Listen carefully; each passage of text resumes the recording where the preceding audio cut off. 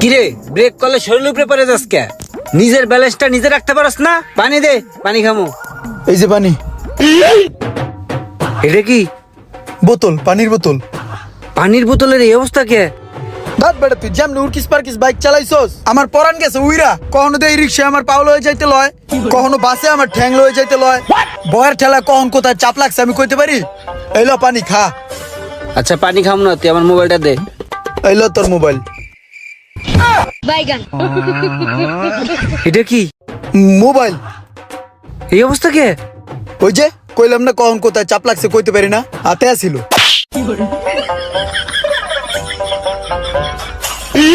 আমার